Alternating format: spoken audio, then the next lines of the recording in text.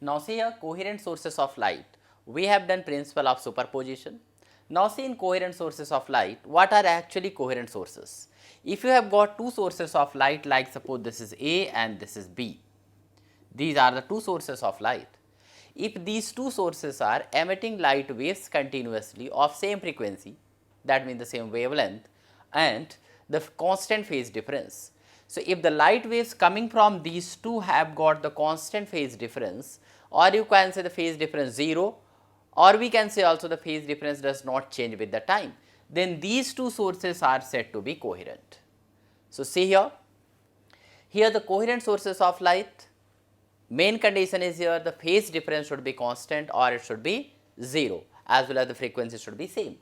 In case phase difference of the light waves coming from these two sources are changing with the time, then we call the sources are incoherent.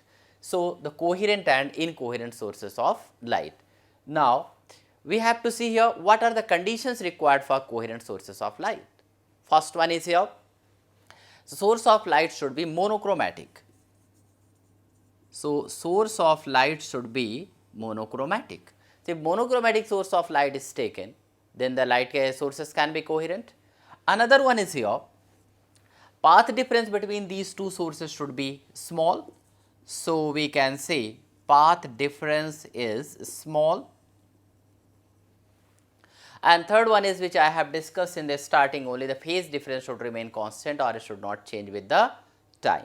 So, these are about the coherent sources and properties of the coherent sources. See here, if you take the like a two identical light bulbs, they cannot be taken as coherent. So, we obtain coherent sources of light by dividing the wavefront into the different parts. So, just we put the double slit. Suppose if you have got this is the wavefront, and if you put one slit over here and one slit over here, so there are these two sources of light. These two sources can be said here to be coherent. So, we can obtain the coherent sources of light by dividing the wavefront. Now, after the coherent sources of light, now we have to do the phenomena that is called interference of light. Now, see here interference of light. So, we have done the coherent sources of light.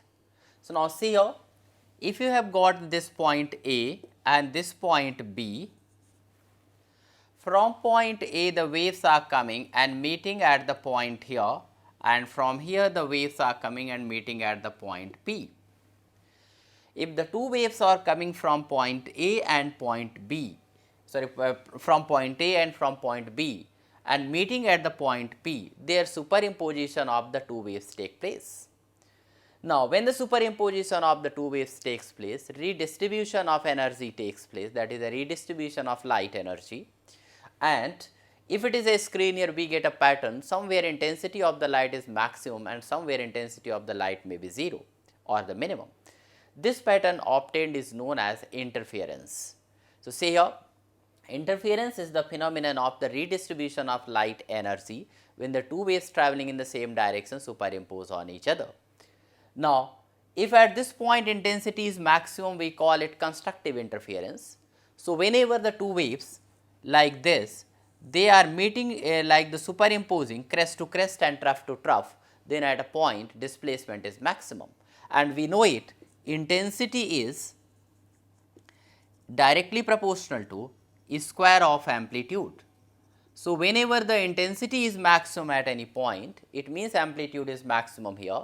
So, when the two waves travel in the same direction, superimpose on each other, and crest to crest and trough to trough superimpose on each other, then we get maximum amplitude and intensity is maximum. At these points, you will be getting the bright point.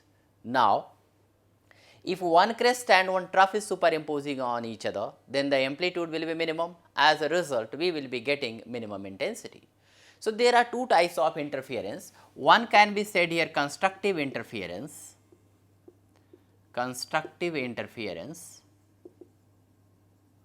and another we can say here destructive interference.